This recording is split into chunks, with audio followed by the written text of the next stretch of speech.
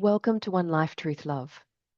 This is the Mechanics of Life series for genuine aspirants to truly know thyself and live in embodied oneness, tangible fulfilment, and the peace that passeth all understanding.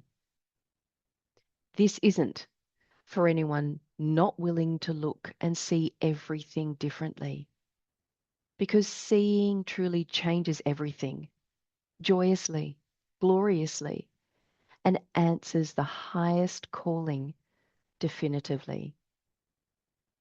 You're watching this because something isn't working.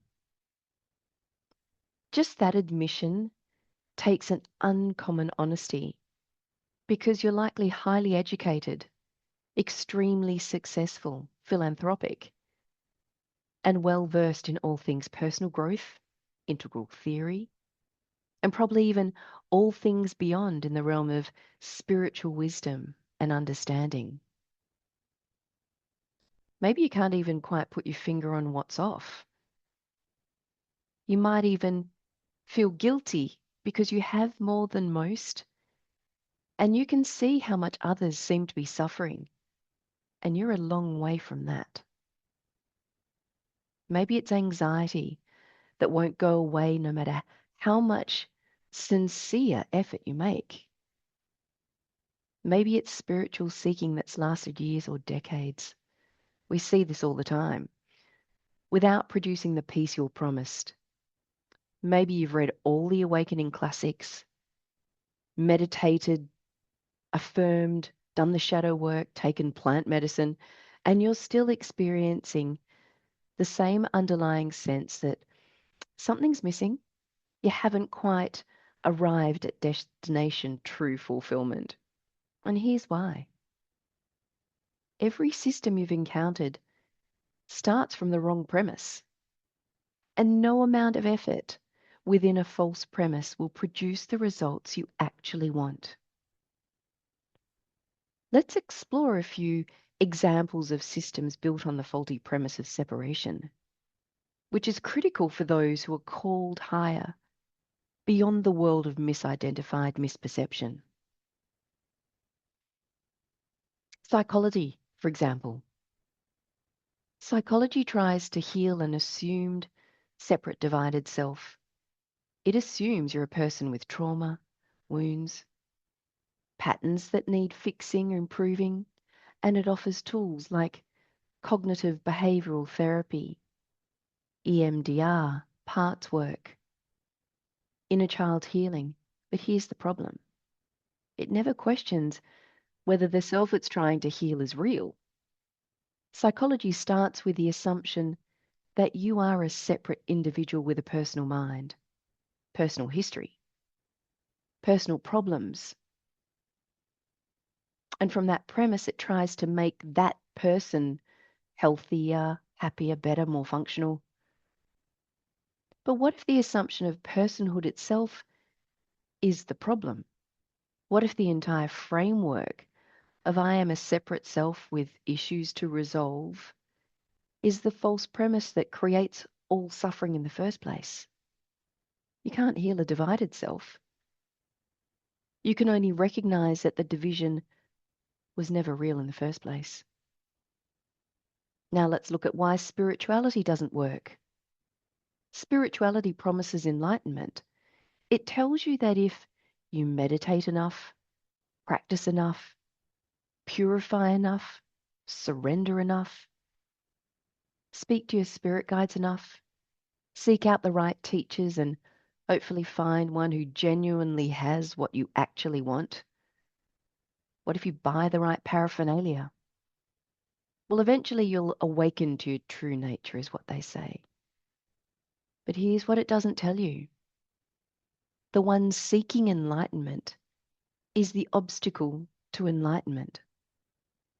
Spirituality assumes there's a person who needs to become enlightened, a separate self that needs to transcend itself, a future state to achieve. And so it offers practices, meditation to quiet the mind, yoga to purify the body, mantras to raise your vibration, all designed to help the person become something other than what they actually are. But the mechanics of consciousness don't work that way. There is no person who becomes enlightened. There is only the recognition that the person was never real. And what you actually are was never not enlightened. Spirituality itself keeps you seeking from the wrong context. Recognition ends the search by correcting the context itself. From I am a person becoming enlightened to I am infinite conscious, always enlightened. So how about we look at why religion doesn't work? Religion promises salvation. It tells you that if you believe the right things, follow the right rules, worship the right way, God will save you from sin, death, hell. But here's the issue. It assumes you're separate from God in the first place. Religion starts with the premise that you are a fallen human, born in sin, distant from God, needing redemption, and it offers a path, faith, obedience, grace. But this entire framework is built on a false premise. You are not separate from God. You cannot be separate from God. Separation would require God not to be omnipresent, which contradicts the definition of God. The Bible itself says, I and the Father are one, not will be one, not can become one, are one. But religion turned this into a doctrine. But it was never meant to be a doctrine. It was speaking to the fundamental mechanics of life, the mechanics of consciousness. There is only God, and you are that. Not as a person, not as a body, but you as infinite consciousness itself, expressing as this unique individuality. Let me ask you something. Can you deny that you're aware? Not aware of something specific, just aware, conscious, present. You can doubt your thoughts, you can question your beliefs, and you can wonder if your perceptions are accurate. But can you deny that you're aware right now? No, you can't. Awareness is undeniable, not debatable, in fact, not an opinion. Now notice, this awareness you cannot deny, is it personal? Does it belong to you as a separate individual? Or is it simply what you are? Not something you have, not something you possess, but already here, the very fact of your existence. You are not a person who has awareness. You are awareness itself. And you only have awareness because you are, in fact, awareness. And this awareness, this undeniable fact of your existence, is infinite. It has no boundaries, no beginning, no end. It's not contained in what you call your body. Your body appears within it. It's not produced by your brain. Your brain is an idea within it. It's not limited to this moment. This moment appears within it. This awareness is what you are.